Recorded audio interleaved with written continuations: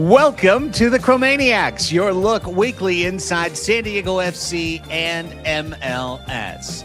It's season 2 of the Chromaniacs. Episode 1, 2026 has arrived, and so has a brand new MLS season and our second opportunity to see the Chrome and Azul in action. Who are the Chromaniacs? It's us, Craig Elston, Tony Sanchez, and Alex Pena, back together for another season of independent SDFC coverage powered by SanDiego.Futbol. Tony, what's going on, brother? How are you? Well, I'm ready to go. I'm ready to find some stuff out for the people of San Diego and their team, San Diego FC, with training starting this week and meet availability tomorrow. I'm going to talk to Mike Ibarras and Tyler Heaps, and we'll see what we see out there. But I'm very excited for this new 2026 year, Año de Mundial. Alex, how are you, man? I'm doing good, and I made a New Year resolution for myself. Oh yeah, it'd be an important one for everybody. Don't fall in love with lone players. Just don't do it. You're gonna break your heart. And there's Milan-Elaski tally for 2026. That's number 1 right there. How about you, Greg? Oh well, it was a wonderfully quiet from a soccer standpoint winter break for us. I think we appropriately took a couple of weeks off. We could have, mined best of content and the like to dig through, but we have no necessity, unlike our dear friends at Two Balls and a Mic, to have a consecutive streak, right? Instead, let's just pick up right here in the first full week of 2026 and keep it rolling as far as we can, and hopefully it's all the way to MLS Cup in the first week of December. Well, what do we got going? First off, thanks for being here. Follow us on Instagram at the Chromaniacs, where content will start to kick up again because the show is back. Once again, if you're watching us on YouTube, you can hit that thumbs up button. Please do hit the subscribe button as well. That's going to help you be not only in the know for every future episode of Chromaniacs, but also when we go live for our post-game shows, because, hey, post-game shows will be going up. Holy cow. When you think about CONCACAF, less than a month away. Isn't that right? Less than a month away? Yeah, February 3rd, right before or after El Día de la Candelaria, after you get the rosca. You ever had rosca, Greg? I don't think so. Okay. Well, maybe next year. It's the three. It's a circled bread with little monito, little figurines inside. And okay, yeah. I've King's bread is what I've. Yeah. Okay. Yeah. So if you get the monito, you're supposed to be the one in charge of making tamales for the crew who's there on February 2nd, 3rd, 4th, one of those days. So one of those days will be celebrated with SDFC and the Mexican side, Pumas de UNAM. Oh, well, now I know my duties. We got to go find the little guy. I thought it was to have to do the dishes, or was that the bay leaf in the chili? I forget. Anyways, we can move forward, and we've got a little bit of an agenda for you for tonight's show. And to me, it's more of kind of like that first day back at school, like we're all back together, back underway, back in your feeds, back in your YouTube algorithm, reminding you that San Diego FC is a real thing and that MLS Season 2 is coming up. And as Tony mentioned, preseason training has started. You see a little bit on Instagram or TikTok. You see something on the socials, both team accounts and player accounts, and we'll get into that as much as we can a little bit down the road. And we'll kind of try and map out here just like what's left for SDFC before we get to actual games in anger here before too long. I guess just right off the top, this is a really interesting one. Year 2 is really interesting when year 1 surpassed expectations by so far, because when expectations are surpassed, expectations are raised. And now for San Diego FC, they need to be a power in MLS. They need to be a consistent contender in the Western Conference. They need to be as good as LAFC. They need to be as good as Galaxy and Sounders, like traditional powers. They need to be in the fight for it, because that's what they did the first time out. So if we're going to step back to ninth place, we're going to step back to a game or two under 500 or something like that. Even though that could be very natural in the sine wave of soccer supremacy, it's not going to be very well accepted for a fan base that immediately was served filet mignon to be told that hamburgers on the menu in 2026. So, what are your thoughts, guys, just on sort of the landscape of a franchise that's indelibly printed itself into the soccer ecosystem here in San Diego, but also has set themselves up for a year of expectations? Yeah, those expectations are pretty high after a very successful first year, and I'm all for it. That means we're gunning for something. We're gunning for some sort of trophy.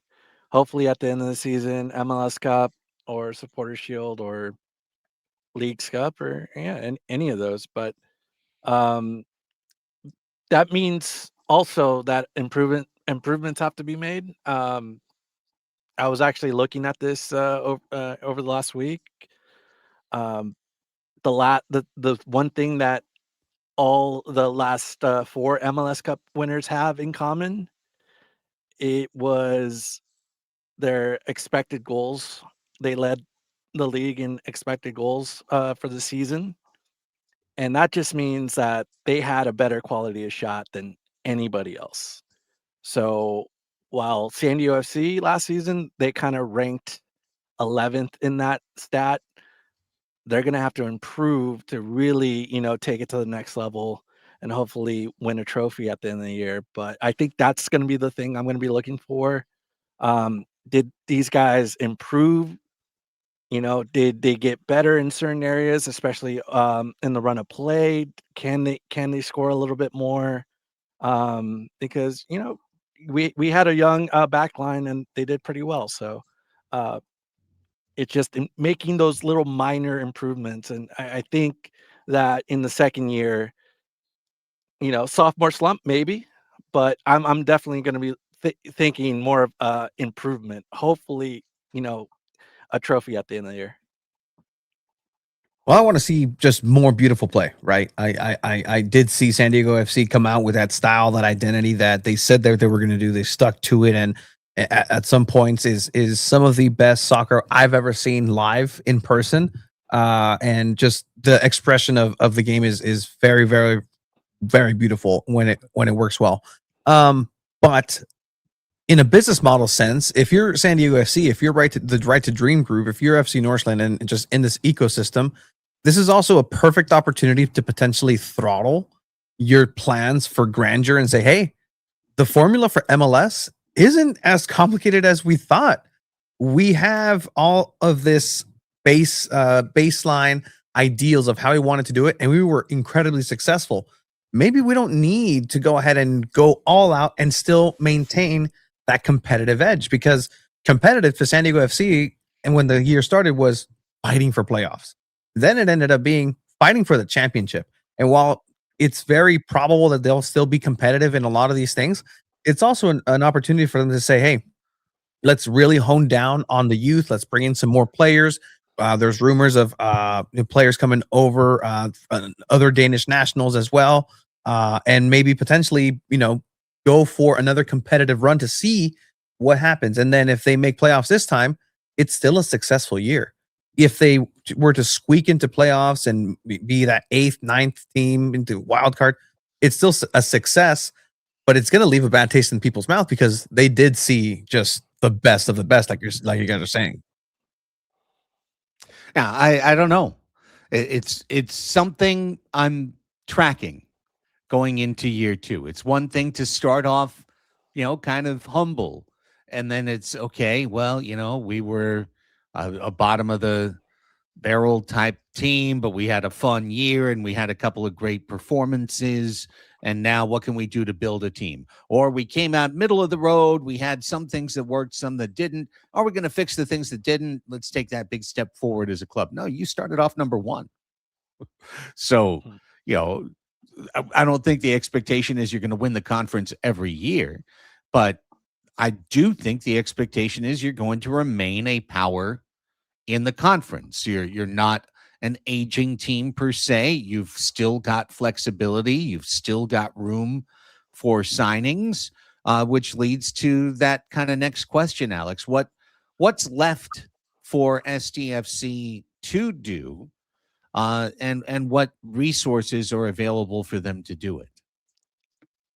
Yeah, and I think there's going to be, maybe like a spot here and there they can add, some major league soccer ready talent to the roster. But that also means that there needs to be a couple of players that are going out.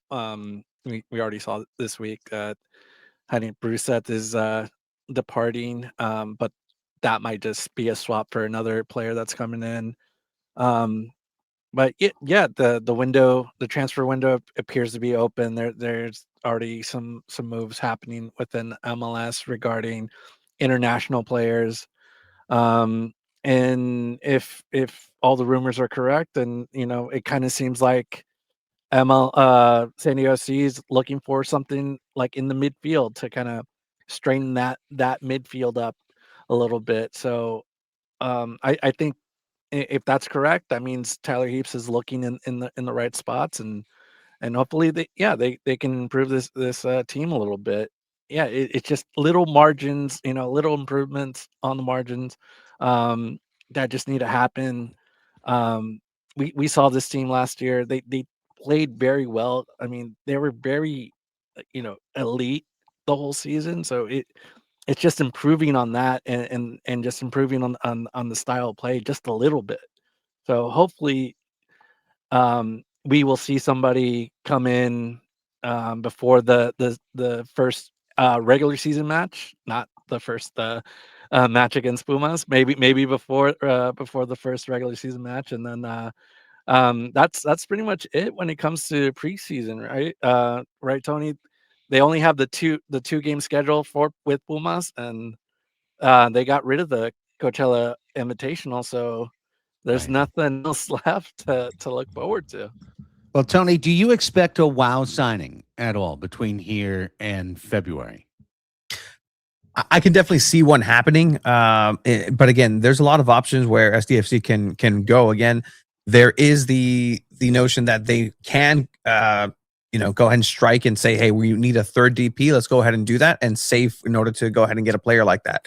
A player like Eddie Gutierrez, Chucky Lozano's best friend, a good center midfielder, Mexican center midfielder over in Chivas, who was linked with the club last year, but just didn't make sense logistically in the books for SDFC to pay as much as Chivas was asking. That can be an avenue to come in. But if you do move around some money, some TAM money, that's where Eric Gutierrez doesn't have to be a DP player, and you still have that option to go that way. Now, when I say they can go the opposite way again, they can go ahead and start signing up more youngsters. With Bruseth Dion, that does open an under 21 slot, so that can be somebody who can be slotted in there, a young talent once again. And also, you can start loaning out players and clear your roster that way. And the final 30 for the season could potentially have that third DP signing. And as well, we have to look at what's happening around town. Like last time we heard something from Honors Dreyer was like, hey, you never know, like in soccer, right? We've seen him around. Same thing with Chucky Lozano. He was committed for this team and everything that has to go with it. And so the thing is, anything can happen in these next couple of months because the open market is exactly that. It's still very much open on a worldwide basis. And with the World Cup coming up soon, there's players who may take the individual aspect and say, hey, you know what? I need to go ahead and be seen a little bit more. We'll see what it means for somebody like Luca de la Torre, right? He goes and is now a Charlotte player. He's going to go ahead and have his shot to really shine in that way for Pochettino for a potential slot moving into 2026 in the summer. Well, he needs a lot of work. on that level, because what he did for San Diego FC was the opposite of shining and distinguishing himself. And it's not that he, like tarnished himself. It's more that he just faded to a bench role and was nondescript when he entered games. Some promise early, faded late. And that's not what the U.S. national team needs. So, yeah, interesting spot for De La Torre to, we figured, look, Celta Vigo didn't want him back. So, MLS, someone else in MLS was going to take a chance. And in this case, it's Charlotte. And good luck to De La Torre. Meanwhile, let's dig into the rumor that has plagued San Diego FC online fandom over the course of the last handful of days, because as Tony mentioned, training camp is open, and that means social media people are doing social media things. They've already been, through meetings and talking to the various people, right? They figured out all the bits, right? You got to figure out all the bits. I'm very familiar with this, like you got to come up with the bits. And this is why I'm so glad I don't have to handle Tony's social media for soccer's anymore. Like, you got to think about all the things. Now you're doing the things, you're doing the stuff.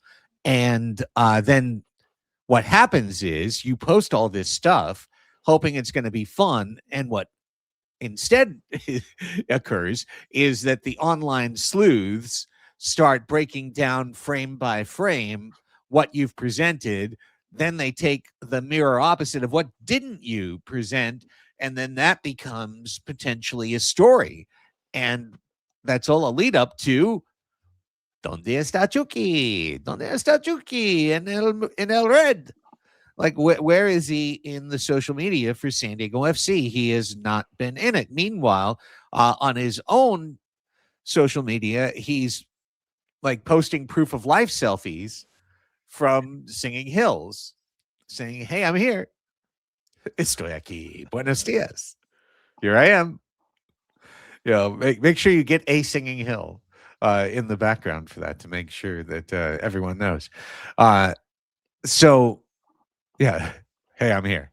I made it. Is there a logo? Yep. Okay. Yeah. So, okay. First one of 2026. Let's bring out the concernometer.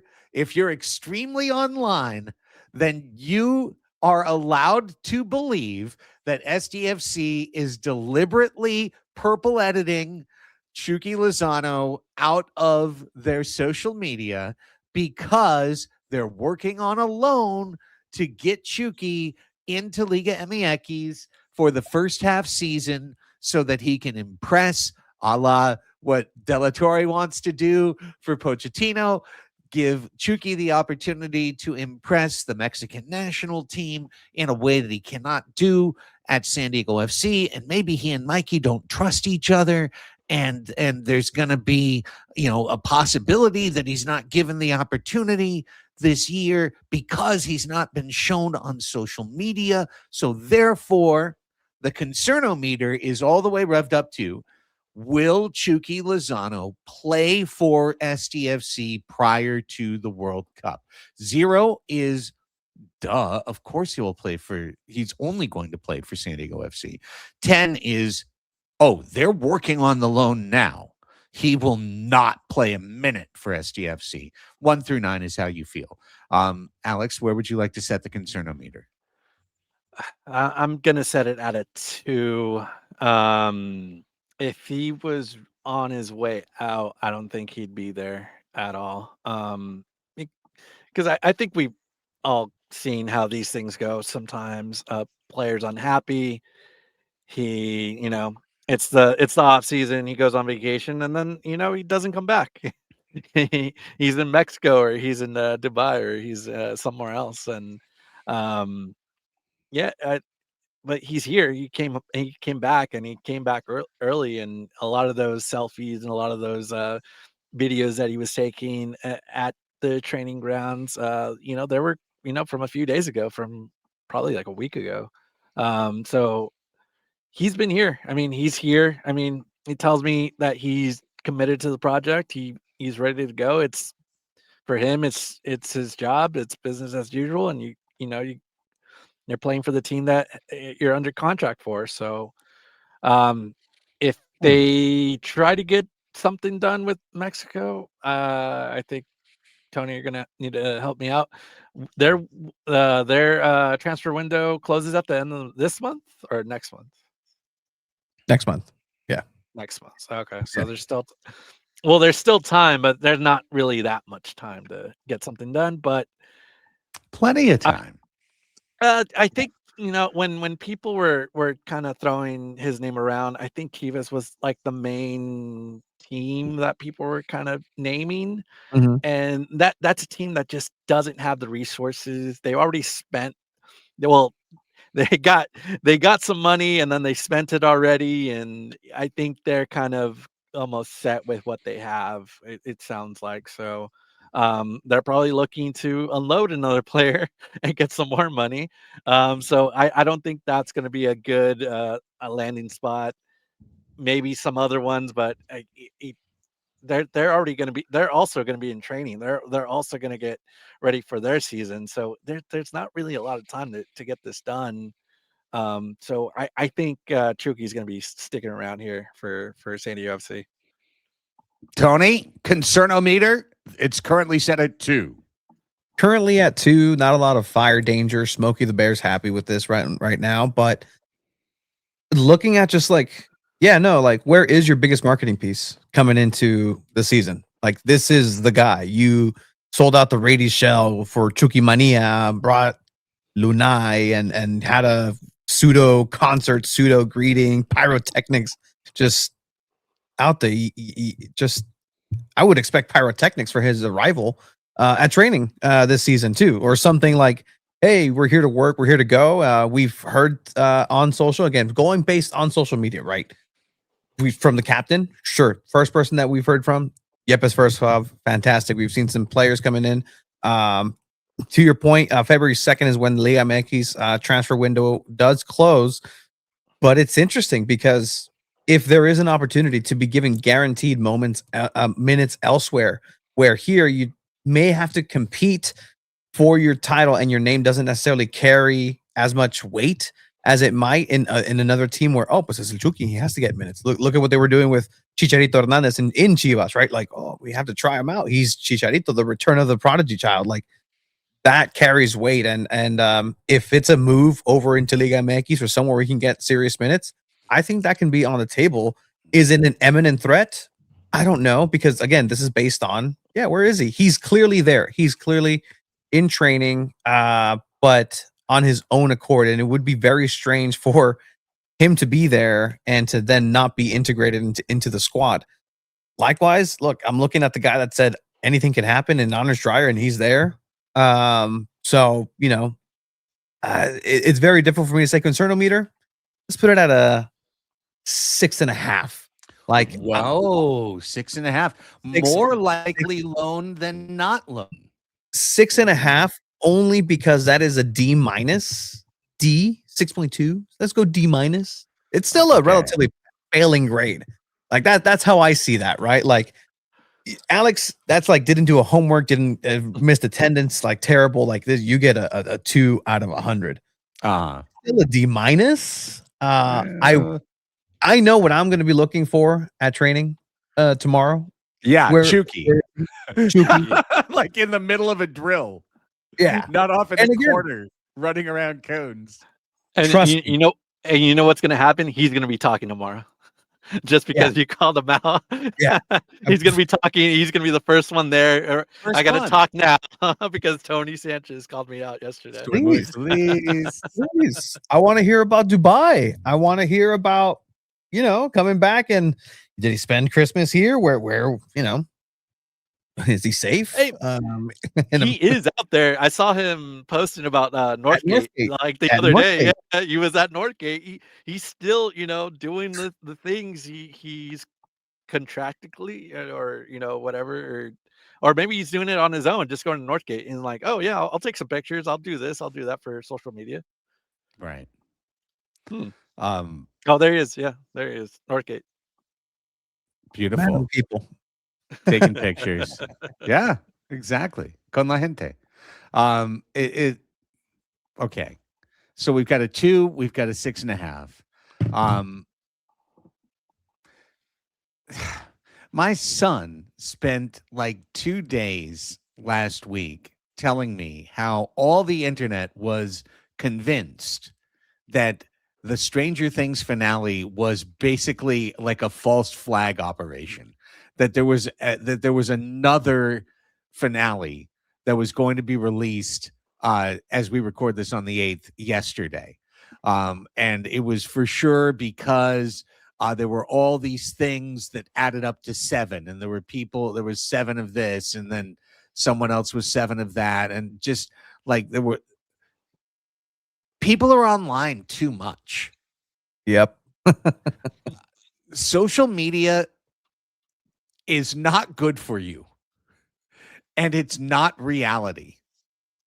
And this is why it's actually good to have reporters doing reporting as opposed to interns and people who got a degree in social media at university or social marketing or whatever, just unveil the latest thing, and put you through the content filter, because it just leaves all this space for nonsense. Literally, Chucky could come out tomorrow. Estoy muy feliz, con nuestro equipo. Like, just say all the right things. And Mikey says, yeah, no, he's our left wing, and then we're like, well, what the hell was everyone talking about? Oh, well, didn't you see the video? And did you see the frame rate? And Marcus Ingvartsen showed up 3 times and there was no Chucky. And like, touch grass, guys. Go run a lap. Do something. So I'm going to set mine at 1.1. And if he doesn't talk tomorrow, or if Mikey does some hemina homina when he's asked about Chucky tomorrow, then I'll set 1 next week, because that'll be based on something, based on the framing of the IG reel. Holy crap. Like, I'm tired of this being our level of reporting in 2026, like, let's get boots on the ground from a reporting standpoint for a sports team on their sports site. All right. Other boots on the ground can go elsewhere. All right. Moving on. Little exercise. You're Mikey Vadas tomorrow, and or Tyler Heaps. And this question comes to you kind of sort of like this. Hey, are you expecting to have Hirving, and do you count on him being with the squad for the entire season next season? It's got to be yes. Yes. So anything other than yes is what? If he does like a AJ Preller, yeah, no, he's part of the team or something like that. Well, I think we've always said like, from day one. Yeah.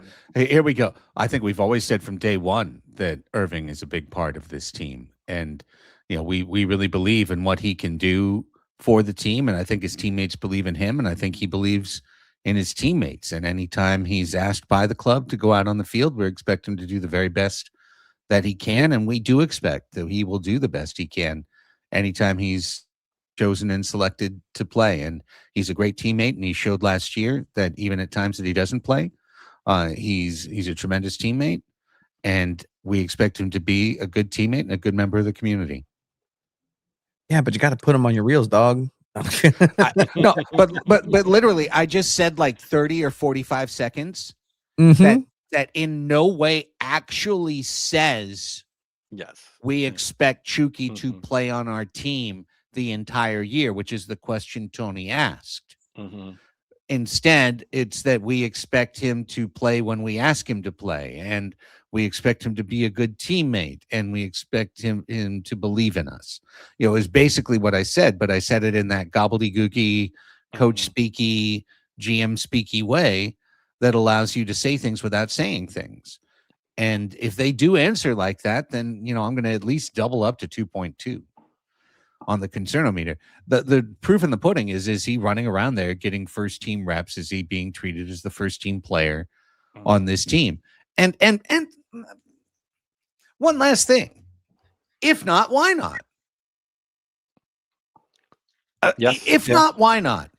You signed him to the deal. He's one of the highest paid players. He played pretty well when he wasn't hurt for San Diego FC. What's the problem with Chucky Lozano if he's not playing? That's the number one question. What's the matter? Is there an issue? There shouldn't be. So stop it. Why aren't you promoting him more? See, now you got me going. Bleeping internet. Like, let's see what happens tomorrow. I think he's going to start and play as much as he can because he wants to play well to get picked for the Mexican national team. And if it's in Mexico, it is. If it's in Mexico, it means that SDFC's given up on him. To me, does anyone disagree? I mean, if he's not on this team, it means that the club, for some reason, has said we're better not playing this guy. Yeah, and and that's going to be weird too if they do transfer him out now, and you don't have a backup plan for a designated player to come in at that fast, right? Because I think we're all kind of suspecting and thinking that if there's going to be a third designated player, it's coming in the summer. If and you're going to have to wait until everybody's season's over to bring that player in. But right now, it doesn't seem like there's any talk of a designated player coming in right now at this moment. So, just imagine that you're going to have what 5-6 months without a top player like that. That's not going to do well, and you just don't know how that's going to affect the locker room too, because they're going to be a little short-handed, and guys that are not supposed to play every day are going to have to play every day, kind of like Amal Pellegrino. We saw him kind of run out of gas at that in the final. It just I think those type of players and adjustments are going to have to be made on the fly, and it might look a little bit rougher, and it's going to be a tougher season for San Diego FC if that happens. I mean, the questions would immediately go into, well, really did happen last year? Was it really that bad? And then again, you're starting to look retrospectively where this club has, since its inception, had no other choice than to look forward. Maybe slightly with, again, second one of the episodes. Happy New Year, Iloski. Oh no. Deal. But there you go, number two. I mean, we should probably start something like that for a good cause. Let's feed a homeless dog or something for every time we say that. But at the end of the day, look, this team is not better without somebody like Chucky and Chucky himself. So there's gonna be a whole bunch of nothing, and we'll see tomorrow. And if he's there, stay with an eye on to SanDiego.Futbol's X Blue Sky accounts, because that's when you'll see it. This is what it'll look like. Oh, he's here. Okay, cool. Post. There he is. But right now it's only Mikey Varas and Tyler Heaps slated to speak to media. So not sure if any players will be available just yet. But that's coming. Sure would be nice. Should be easy to do. Seems like it would make sense to put Chucky in one of the first 3 posts you would have done as a club. But, again, there's probably the people making those decisions are all under 26, and it could all be done in a completely harmless manner of, oh no, we have this scheduled content and blah, blah, blah. And, oh no, they've asked us not to speak to Mr. Lozano until spoken to, or until his designated time for the various skits to be recorded for the season. So, that's sometimes how it actually goes for the superstar players on teams. So I'll wait to see, and I'll not panic about this. But you get me spun up when you start to talk about it. So Daggum social media. Call a friend. Try calling a friend this week between this and season 2, episode 2. Try calling someone instead of not.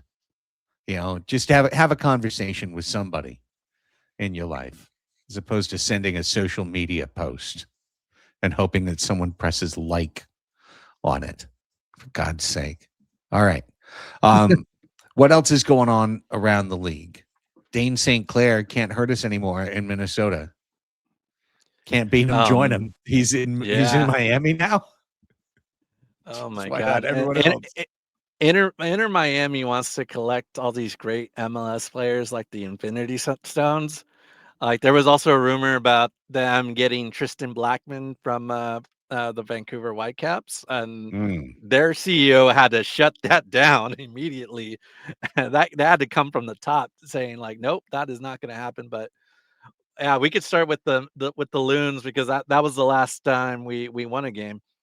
Dane St. Clair goes from the Loons. They could not get they were trying for a contract extension. What ended up happening was it was around $1 million or so dollars, and Dane St. Clair turned it down. He wanted less money to go over to Inter Miami and play with Messi and friends. So that's we don't get to see him anymore. We'll see him next season. Well, with Inter Miami, but we don't see him twice in a season, and that's tough news for the Loons. That's your goalkeeper of the year. That was honestly their best player. They weren't a really good attacking team, but yeah, he made some incredible stops, and now him and also their head coach Eric Ramsey, he is going to West Brom, just announced today. Oh, So wow.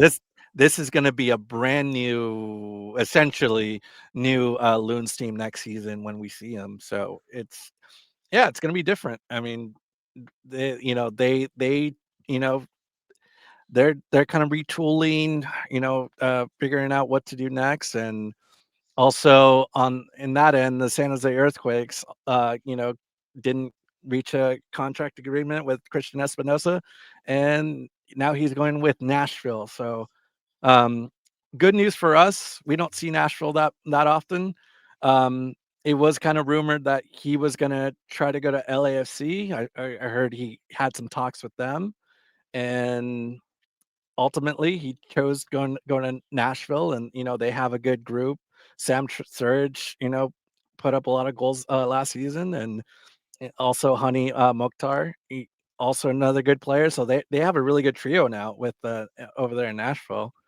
So good to get him out of the conference. It's good that he didn't join LAFC and Dennis Bouanga and Sonny. So that sounds like good news to me. But LAFC, especially LA Galaxy, they're kind of retooling. They're adding also on the margins. Bad news for LA Galaxy. Ricky Puig, he will be out. They're saying not all of the season, most of the season next year. Wow. Dealing with the same knee issue as these ACL from last season. They're saying that's going to be a huge blow for the Galaxy again. So that should help us help San Diego FC out a little bit, to get ahead of the Galaxy in the standings. So That's a 2-year knee injury. yeah, I think rough. it kind of sounds like he aggravated it.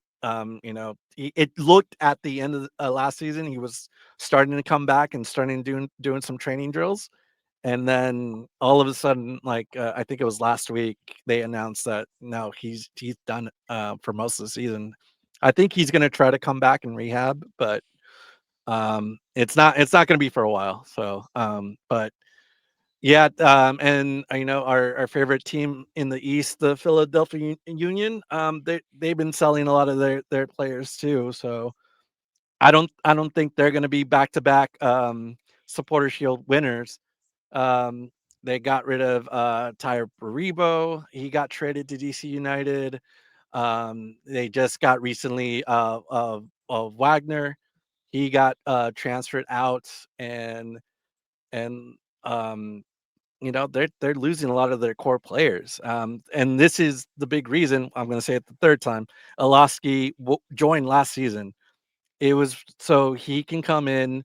These guys can be sold to other places, and he can be the cheaper option in their attack. So, um, yeah, I mean, we're some of the like the Loons Union. They're probably not going to be in those top seeds as they were last year. They're probably going to these moves are going to cost them a few wins. So that should hopefully get us ahead of those teams. But we also have to make little minor improvements there.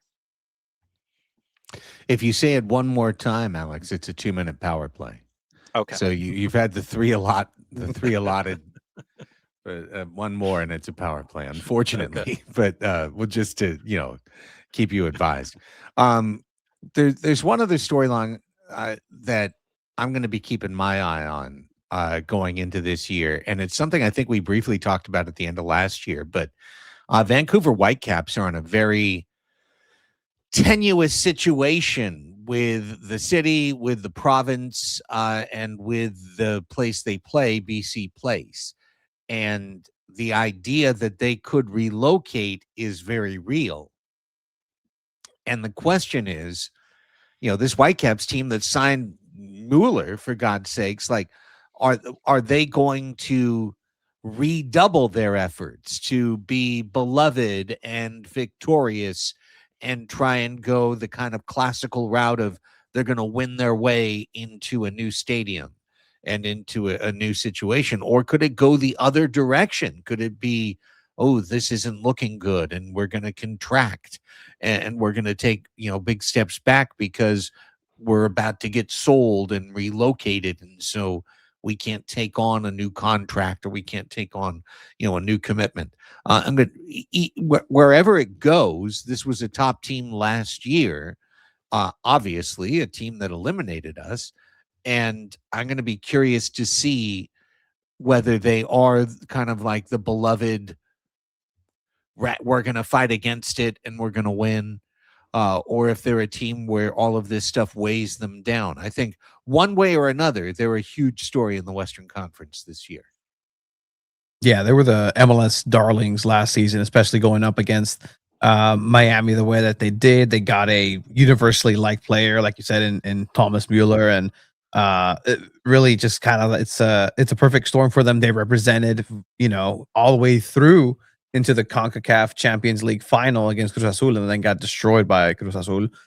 So there was always that storyline going into it. But I think the way MLS kind of runs is that there is those sweetheart darling teams that everybody kind of backs, and is essentially the good guys to now the clear villains in Miami, with where that's where MLS Cup lives, and it's Miami and who can beat Messi from here on out. And while that plans for a perfect scenario for San Diego FC to take that mantle, maybe even in the West, because really, like, LAFC, they don't like San Diego because they've beat them and spoiled their party.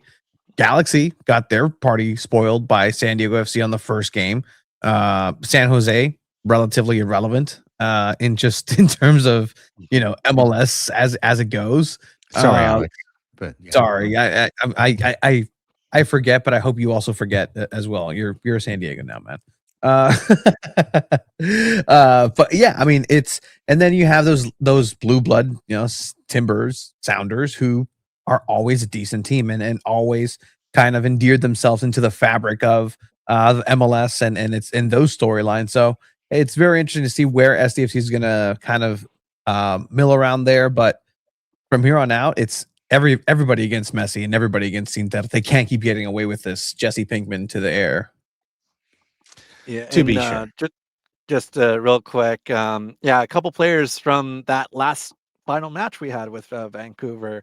Jaden Nelson, who was subbed in, he was traded to Austin FC, and then Ali Ahmed, he was transferred out to Norwich City this week. So it's going to be a different team that we're seeing, just slightly different. with those players out, and they haven't really made a lot of moves to bring in some new players yet.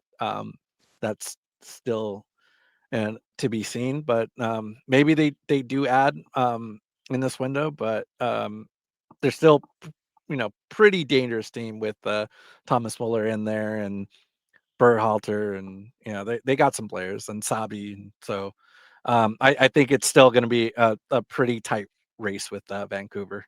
If you want to see some good MLS All-Star talent or former All-Star talent, just go down to TJ and go watch Josef Martinez. Former San Jose Earthquake right there. Bienvenido. Wow. All right. Well, I think we've only got one more thing on the agenda, and it's kind of on the smaller side of younger player transaction news, titled "A Boy Named Sue." Oswald Sue. What do we know about Sue coming in to help at center back? And Well, this one's like you got to dive deep into this one, because this is like a player coming from the second division of the Denmark Danish teams. So it's you really got to like dive in, to FootMob to try to find this guy, but this is potentially under 22 signee right here.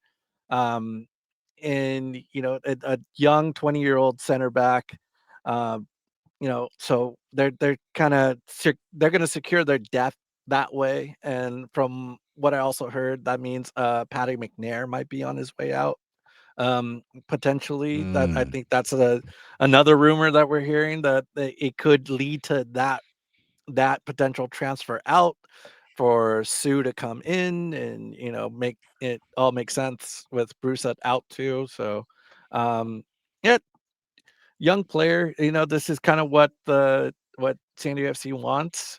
They want these under 22 type players that can come in and develop, and we're gonna see them be here for a little bit and then transfer out, as sold for a few million, hopefully, and then but for right now, they're part of the team, and hopefully they'll make that that news official, because it's not official yet.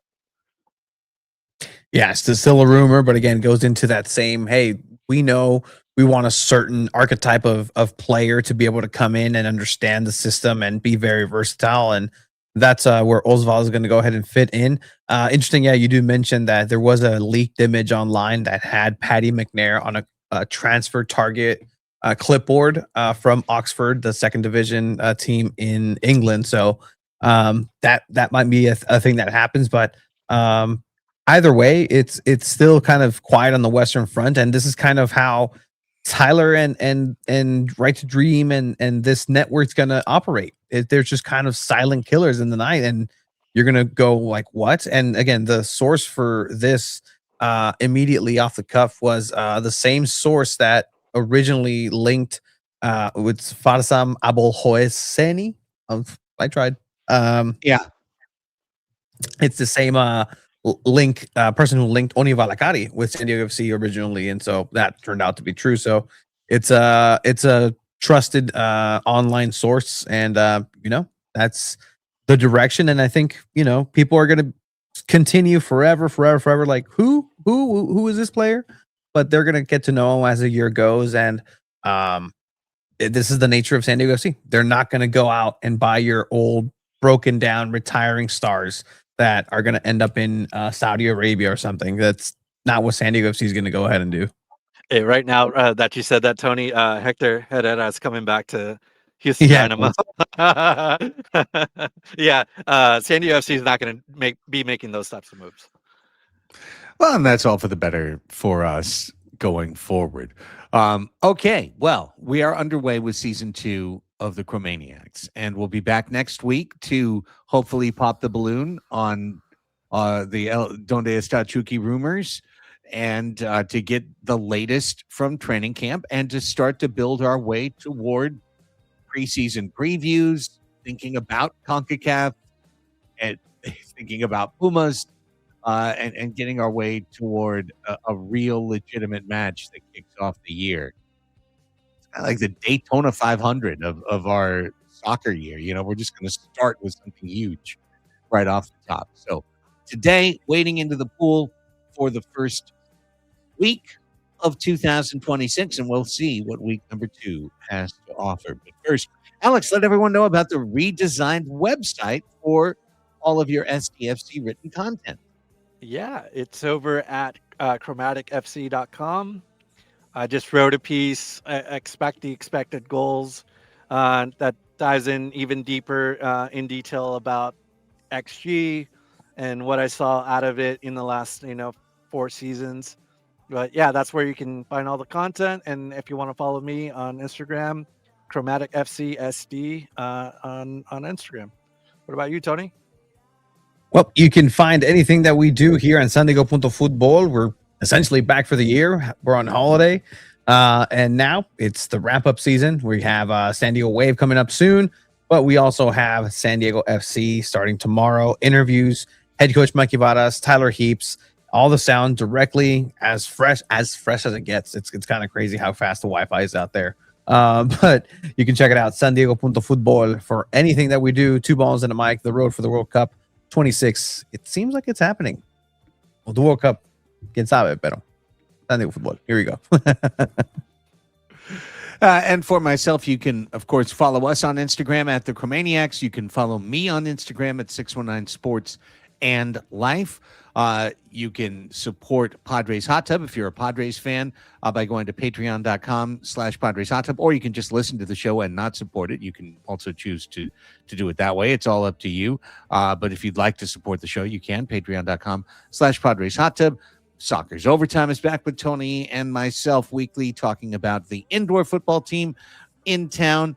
And Crossing Streams, my television streaming podcast show with Chris Reed, just did our top 10 shows of 2025. So if you want a nice little viewing list from the 2 of us, each of us independently with our own top 10s, go and check that out. And that's all I've got to promote today.